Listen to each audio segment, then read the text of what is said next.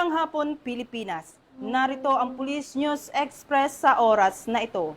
Mahigpit na seguridad ang ipinatupad ng kapulisan sa unang araw ng impeachment trial ni Vice President Sara Duterte, kung saan sinalubong ito ng kilos protesta ng ilang grupo.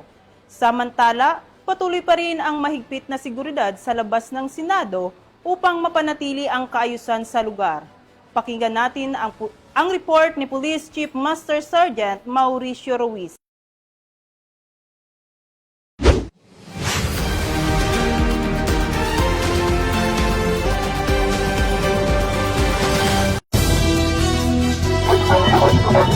Tuloy-tuloy pa rin ang ating updates dito sa labas ng Senado na kung saan ang ating mga kapulisan mula sa iba't ibang distrito ng NCRP o kabilang ang Army NCRP patuloy pa rin sa pagbibigay ng seguridad at kaayusan dito. At ito po ang aking report. Ano po ang ating buting Force Commander Police Colonel Celso Mansibang Rodriguez ay napagpahinga naman.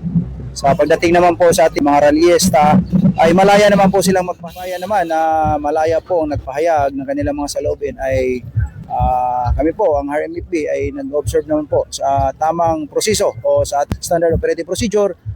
Siyempre ang ating observance po ng human rights. Yan po ang pinaka-importante at yan po ay karapatan po ng kababayan na magsagawa po ng ganitong kilos protesta. Pagdating naman sa RMFB, of course, maximum tolerance ay napakahalaga po niyan at inculcated naman po sa bawat isa yan. At bago pa naman tayo pumunta dito sa lugar, dito sa Senado ay na-brief naman sila kung ano yung dapat gawin bilang isang crowd control operator. So masasabi ko na ang RMFB naman po ay handa naman po mapaulan o mapainit ay nandyan lang po, laging handa.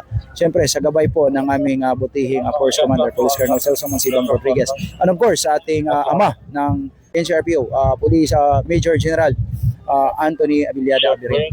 Of course, kasama po natin dito sa area of deployment ay galing po sa ating different police districts ng NCRPO. At ang ating puwersa galing sa regional headquarters. Sama-sama po tayo sa tungkuling ito at dito po tayo masusukat kung gaano tayo katatag pagdating sa serbisyong pampubliko. Sinabi ko nga po kanina ay ang ating mga kababayan ay malaya po silang magpahayag ng kanilang mga saloobin at yan po ay unang-unang pinoprotektahan po ng RMFB, sampo ng puwersa ng NCRPO. Ako po ang inyong Police News Network Correspondent kasama si Patrolman Shubal, alagad ng batas, taga-taguyod ng Balitang Pulis. Sa napapanahong balitang pampulisya, laging tumutok sa Police News Network, alagad ng batas, taga-taguyod ng Balitang Pulis. Ako po si Patrolwoman Dara Falog. Bagong PNP para sa bagong Pilipinas, serbisyong mabilis, tapat at nararamdaman.